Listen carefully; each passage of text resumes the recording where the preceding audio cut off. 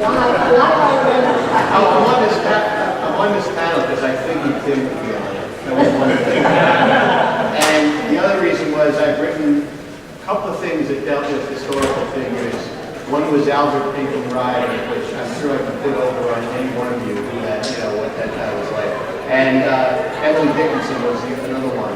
And there were a couple other ones too, but I also wanted to talk later if we had time about, I've done recently a couple of well-known characters from literature, which actually have a lot of the same qualities of being somebody that's a real person. So those are the things I was interested in. I'm Steve Rasnic. Tim, the main reason I'm on this panel is my new novel is coming out in January. It's Hugo, spelled U-B-O, from Solaris Books. And it's a book I've been working on for a while. It's a science fiction, dark science fictional meditation on violence. And it features such three-point characters as Jack the Ripper, and Stalin, and Heinrich Himmler, and Gilda Ray, and Charles Whitman. And it's being published as a poetry. Yeah, it's a complete gentle. And I'm Tim Powers, and I've written a number of fantasy novels involving real characters, real historical characters, largely because this saves me the effort of using imagination. Which, of course, you will completely deficient in. It's dubious.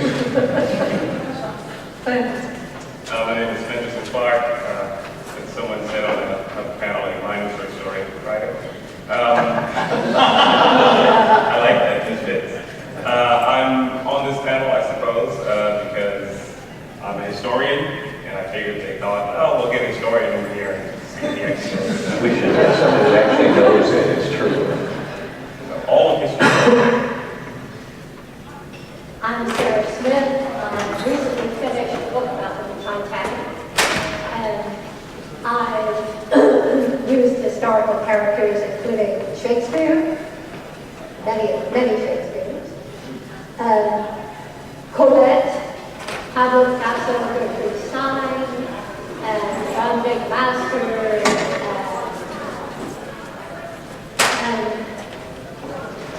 and the other historical characters I used, I was almost sued by the family, except they were wrong and I was right. So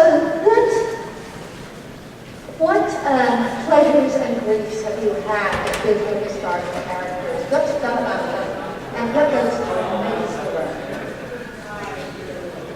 Well, I think you have to, obviously, if you take some actual historical character, Theodore Roosevelt, and say that though history never recorded it, he in fact participated in these supernatural conflicts. You do have to, just for story math and craft, you have to make sure you don't have him do something that the real Theodore Roosevelt would obviously never have done. Not so much for any question of ethics as plausibility. You don't want a reader, and readers are always way more informed than you hope they would be.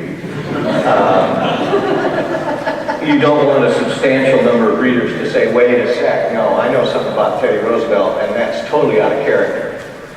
So you have to cook the situation so that he would plausibly react this way. And it can be kind of a challenge because you can't have Emily Dickinson, for example, out in a field shooting people with a musket. Or, wait, you didn't read about that? No, you might, of course, find something. But I had one book that involved Christina Rossetti, and I wanted her to participate in the action. But I couldn't have her shooting guns or waving swords around. And you think, okay, you're going to have to tailor her participation to the kinds of things she would plausibly do, and therefore tailor the plot so that those things could be important. So yeah, you are, I suppose it's almost like writing for Star Trek or something. You can't have Spock do something that everybody knows he wouldn't do. There's an inherent story Bible. Yes. At least Yes. you have to stick to some extent, right? Yeah. Yeah, you can lie as long as you do it pleasantly. That's plausible is more important than accurate. I was talking to Tim about this yesterday. Is one of the things that is a pleasure to me is when I started out writing, I did a trilogy that was all just out of my imagination. And then I started this story, The Portrait of Mrs. Charbuk, and my editor said, I want you to set this in a real time and place. And I was like, El Drago, homework, I'd still be in school if this is what I wanted to do, But then I started doing it, and it was fascinating, and it was just overwhelming. I mean, the more I dug, the more I found, the more it inspired my imagination, and that made me dig deeper. And to the point where I had to learn my first lesson about writing historical stuff in fiction is, you gotta know when to hold them and know when to fold them. I mean, the story's the thing.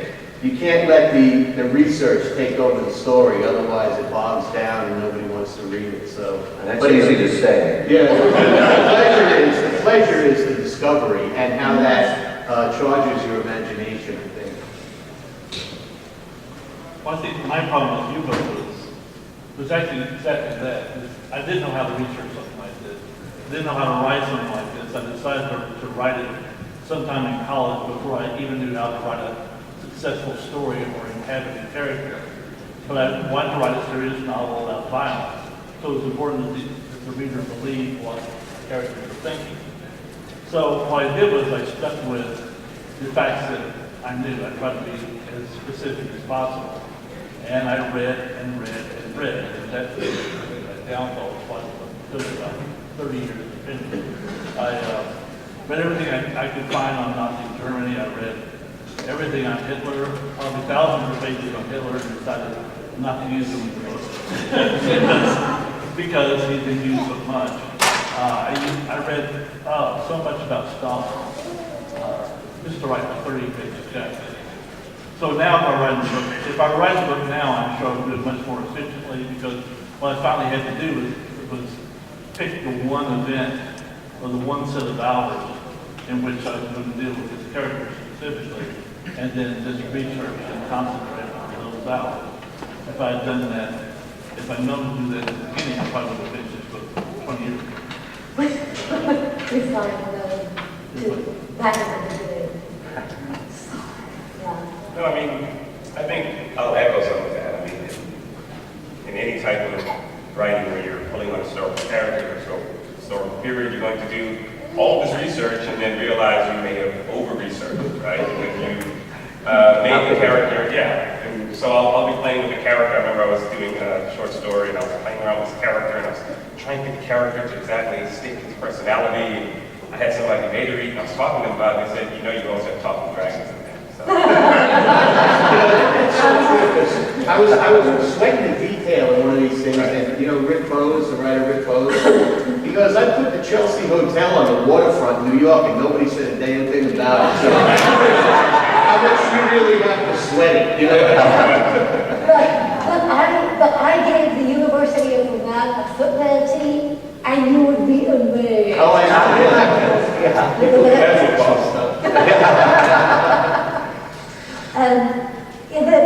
The research thing, you were talking about that before.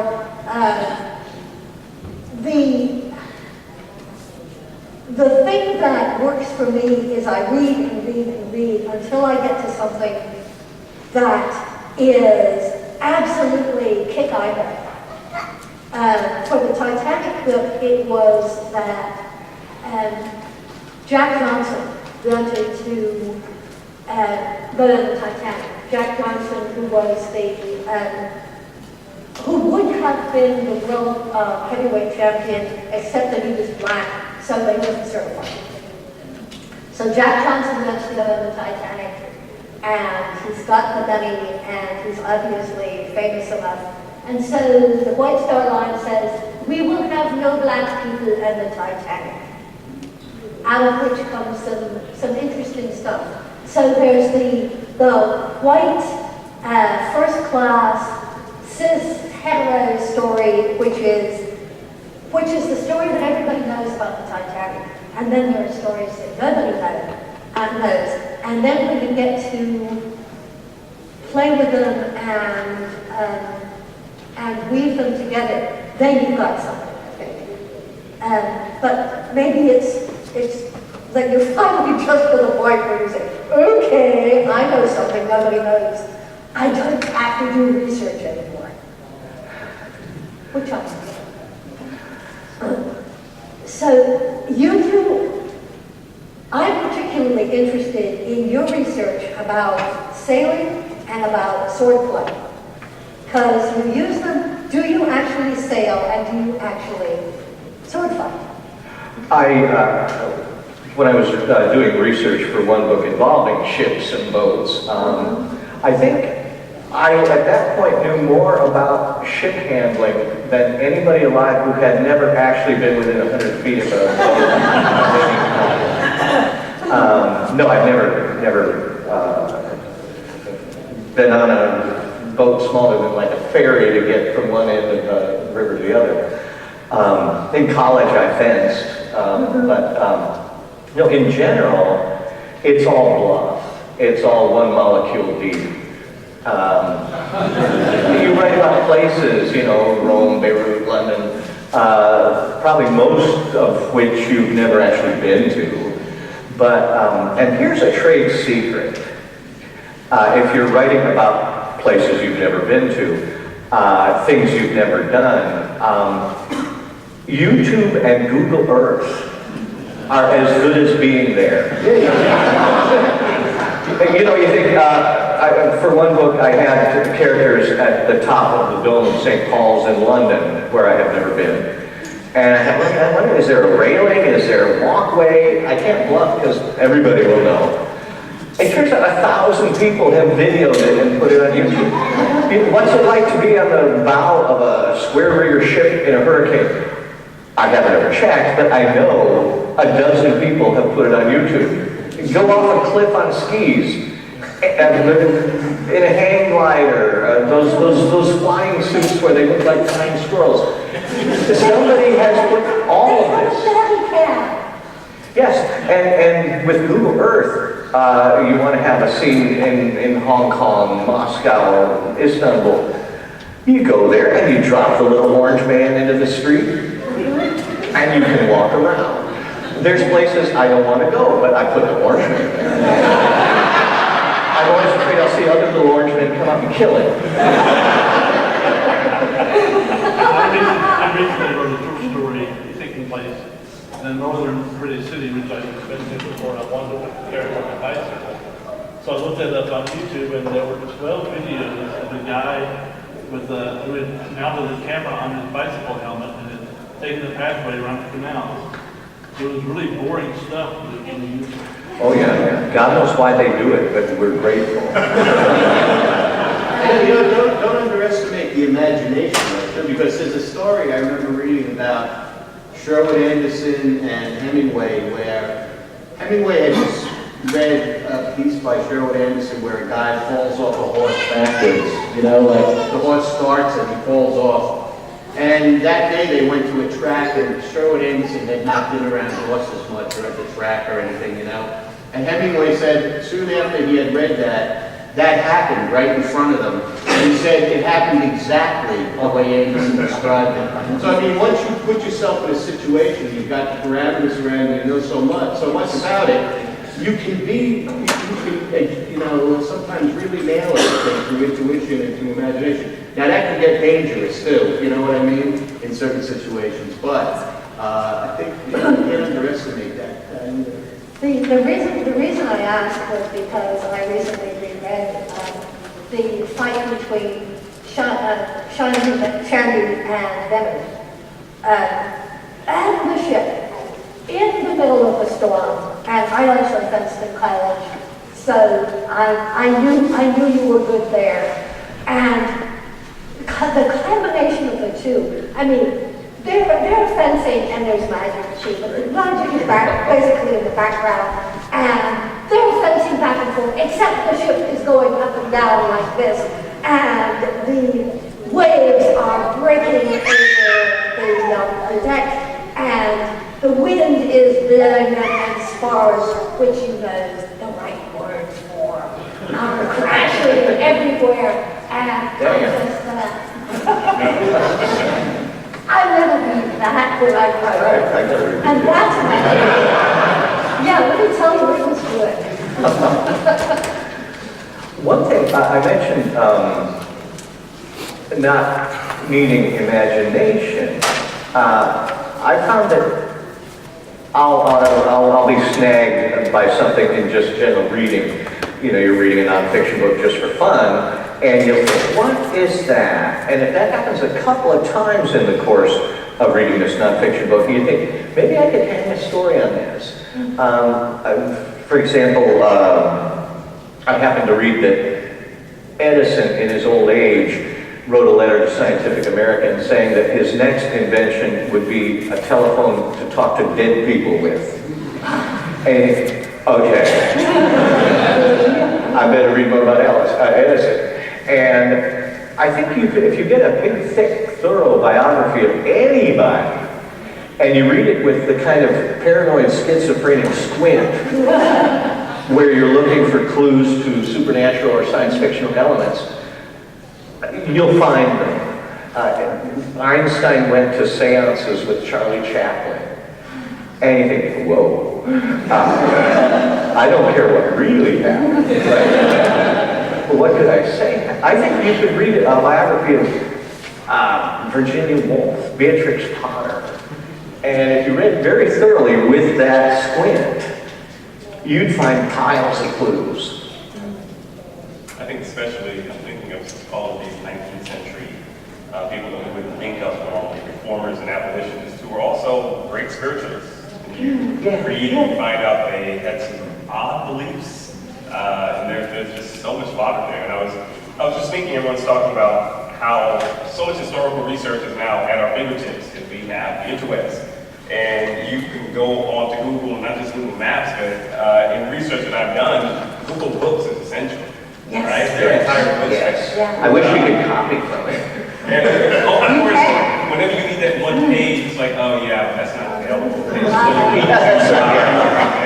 But what you can find on there that's been very good for me for historical research as well as research for fiction, you can find a lot of primary sources, and they're in bold. So you may be able to find what someone wrote in 1845, right? It's something that may just pop up in the biography just in a little bit, but you can find their entire pamphlet, or something that someone else wrote about them in 1910, something really salacious that might be completely not true about Lincoln read, but straight bottom first story. Yes. Right? The entire history of spiritualism is on Google Books, 2 volumes. And actually, probably everything is on the internet somewhere. Yeah. Everything is on the internet. Archives.org, for instance. Ooh. Yeah, yes. Yeah.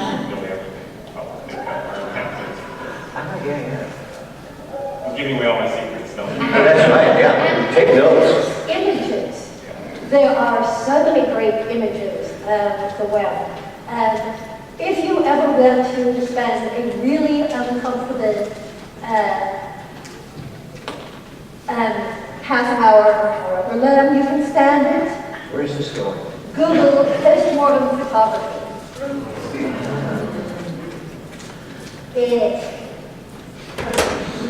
did things you didn't believe. And the silence descends. Sometimes you just say no thanks. Yeah. Why is she looking at you, Tim? Subjects. Also, I found sometimes when you're doing research, you'll come across something that is true, but implausible. I remember noting in like 1910, somebody used the word groovy, the way they did in 1969. And I thought, I couldn't do it, because if you had a character say groovy in a story set in 1910, you'd have to have a footnote that said,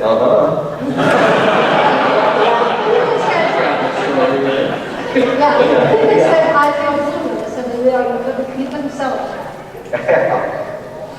So it's this magic combination of reality, imagination, and plausibility. Is this cultural? Because some things are plausible to one reader group, and they're not to others. You know, I was just interrupting for 1 second. Yeah. There's one thing I would add to that, and I thought this was an important element for a long time.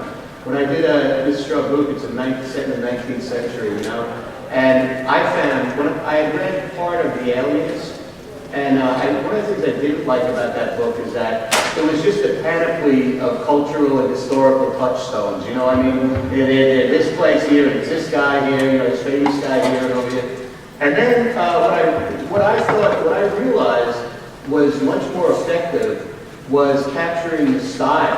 Because when I read a book by Henry James, he's not talking about famous people and stuff like that, but I'm convinced it's a 19th century novel by Edith Wharton or someone, you know what I mean? So the writing style I thought was very, very important to capturing the time period and making the characters seem plausible. And that's until now, when I talk to my students and they haven't got a clue what 19th century writing was about, so will they pick up that book and get the same thing out of it? That's the question I have now. But I sure did.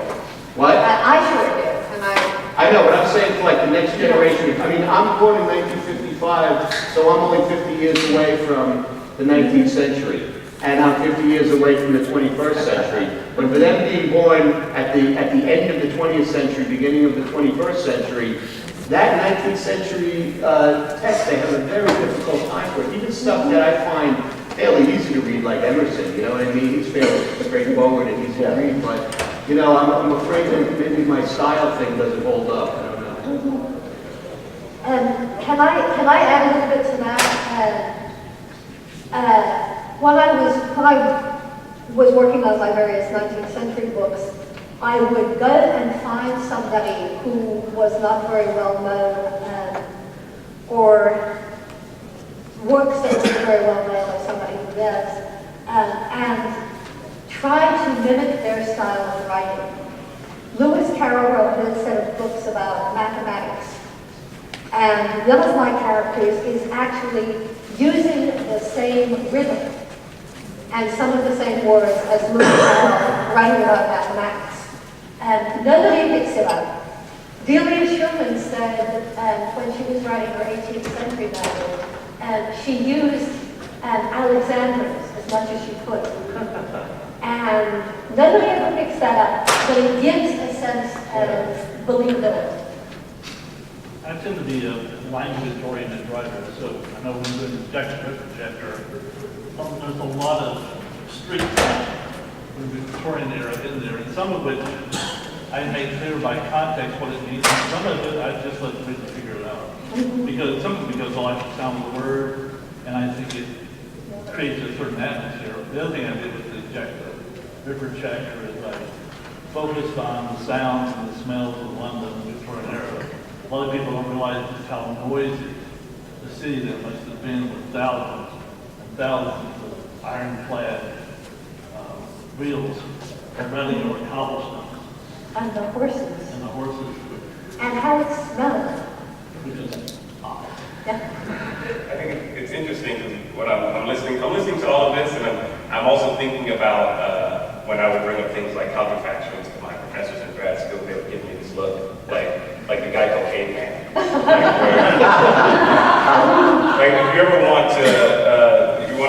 to see some snobby professors, and you'll do the counterfactuals like, what if so-and-so won a certain war, or what if this happened, what do you think, how do you think the world would be? And they'll look at you and say, it doesn't matter because it didn't happen. It's the answer you'll always get. And so I like counterfactuals, right? And I also have to realize, like, in that world, everyone kind of rolls their eyes at counterfactuals in a sense. And it's interesting in writing, we're very concerned about authenticity, right?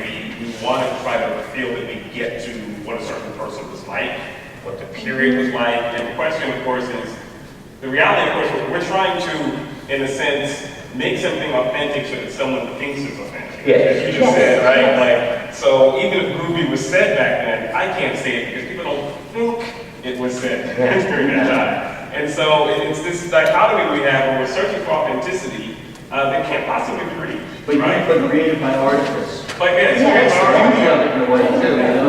Yeah, so we're very interested in, if we are talking about, I think you were just talking about hearing the ironclads and everything, where perhaps someone at that time is like, I didn't even notice that was Yeah, yeah. right? But we're very interested about it during our time. And so there's always this sense of, we can't escape it. There's this presentism that we always bring into these things when we try to talk about the past and past historical figures. But we search for it. And I think it's the search for that is always interesting in how we bring it about. When you write though, as a historian, do you like to write stuff that's historically, sparked by historical events, or like you said, you had Talking Dragons in the other one, or would you rather go in that direction and just like get away from the other stuff? But it's really interesting. I mean, I pull on history a great deal, but I do keep this line of demarcation between, look, as soon as I've taken my character out of what the character actually did and inserted other words, I've created a fantasy character. The character is now a fantasy character. The historical character is here, right? And so it gets dicey. I was on a panel last year about historical fiction, right? When does it veer off into the speculative, and when is it history? And I think we're just always dealing with that in the end. Yeah, I've noticed that at one time I found a book. It was all of Francois Villon's poems with the medieval French on one page and English translation on the other. And what made it beautiful was there was half the book was footnotes explaining, oh, this is talking about the kind of shoes they wore. This is about, I don't know, what they did in the winter. And I thought, my God, these footnotes are all my research. I got it all right in one book here. And Villon disappeared at age 30, so I can do anything I want with him. And people say, oh, by age 30, he'd have been an old man. No, 30 was the average lifespan. It didn't mean everybody died at 30. It meant most of them died before they were 1. But if you lived to age 5, you were going to live to 70 like anybody. And so I thought, here you go, Powers, everything you want. But I came to one footnote and said, oh, this refers to a tool they had, which they used to push away the hands of a guy they had dropped into a bath of boiling oil from the rim. When the guy's trying to climb out, they used this tool. Designed for that. Yeah, they said, I'm sick of using my boot for this. It's some kind of tool. And I thought, I don't like these people. It was like in the 18th century, you ask a girl out, you say, are you free Saturday? We could go watch dogs and a bear fight to the death in a pit. And I think, these are not us. Yes. You go back, the further you go back, the more they are not us. And therefore, I don't know, if you go back before Age of Enlightenment, say, you have to make a choice. Am I going to write characters that readers can, never mind identify with, simply understand? Or am I going to transplant more modern people into antique dress? Yeah. And I don't even know what the solution to that is. It's a bit like writing about Indian culture. That bothered me for probably 10 years. And my final solution was, You got aliens too? well, no, I do have aliens, but my final solution was that the characters are set in an experiment in which human beings are forced to undergo the experiences of historical characters. There's a kind of time travel device which is retrieve the thoughts and the theories of these characters and do computer programming development. This has been augmented. And so these human beings are made to be him or to be Stalin. And so in a sense that allows me to look at these scenes with more contemporary eyes, at least eyes closer to my own. I think there has to be someone somewhere who grounds the reader. Yeah. I did a book about Shakespeare, and everybody knows who Shakespeare is, and I had some different ideas. So the point of his character was that I knew exactly who Shakespeare was, and what the Elizabethan period was like. And so he was a little bit past, the loves of Four Seasons and that as he started doing research, and it was basically a book about a guy in the library and he had to work really hard to bring out of the library. But as he started doing research, he kept finding these people who were not like himself and didn't know Shakespeare and didn't know the Elizabethan period. But he could keep saying, but I know that the Elizabethan period is like, I know that Shakespeare is like, and it kept the reader happy until I went to make November. And I think you have to do that with things like anti-Jewish prejudice, racism. You have to put the reader, the man reader in there somewhere. Where I don't know how to do it is with technology.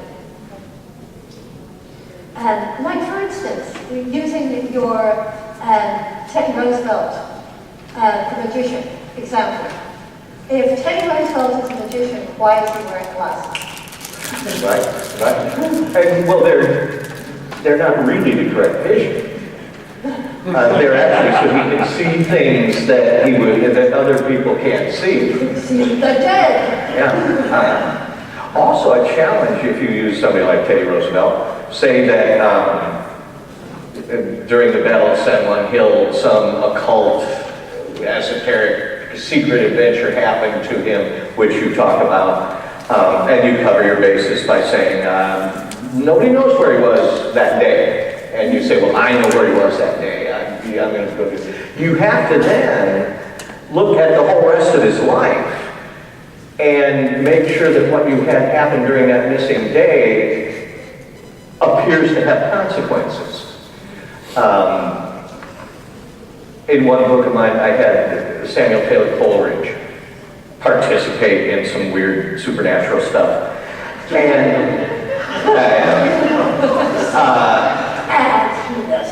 And I had to go through all of Coleridge's subsequent poetry to find bits that appeared to refer to that secret adventure. So that, because otherwise you have the reader thinking, well, if that happened to him then, how come he never again in his whole life appeared to remember it, have any consequences from it? There was a really good trick you did in Men in Black, where I'm surprised you went there. So no one's great story. Thank you. well, I'm reading Steve Book right now,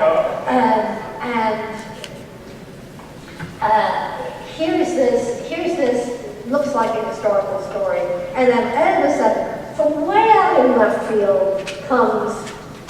It would be a spoiler if I didn't mention it, but. You sell it completely because of the guy's name and because of the guy's backstory. Yeah. And you can talk about that. Yeah, the name is very much I like to give my, it's another way of doing, it's another way of pulling on history by giving interesting last names or surnames to someone that you can immediately, it's not that person, but they have that person's name. Right, and so you'll say, so if people pick up on the names, I'm not going to talk about that one, but I just wrote a story that appeared in Tour called Bench in Cairo, and the protagonist there, her last name is really, it's set in Cairo, her last name, if anybody pays attention, is actually an Egyptian feminist from the late 19th, early 20th century, and that's not her. I purposely gave her a different first name. However, I'm hoping that people pick up that I'm channeling that person for this character. Yeah. Was it Bell? I have a question I wanted to ask. You know, what I've experienced with this research and trying to find things and so forth, that there's almost like a kind of like there are gods of this stuff that smile upon you sometimes. Yes. And, you know, you'd be I remember writing this thing, I was desperate for information on it. And we were going away, we went to this beach house for a weekend. The only thing at the beach house, there was a video player, and the thing took place in New York. And it had that Ken Burns Brothers thing about New York, you know what I mean? Just the time period. Yes. And I used that up, and then a couple of months later, I'm looking around, I have to get more detail into New York, more granular detail. And there's a facsimile edition of Moses King's New York Guide from 1893, with the year I was writing. I was like, thank you.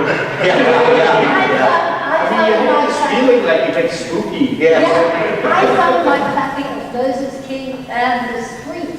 Yes, there are research angels. They exist. Yes. I was one time writing a book involved Beirut in 1963, and I found a big tourist thrift store, big tourist book, you know, your visit to Beirut, and it was published in '64, so it must have been talking about, and it gave like what was on TV and what nights, the restaurant reviews.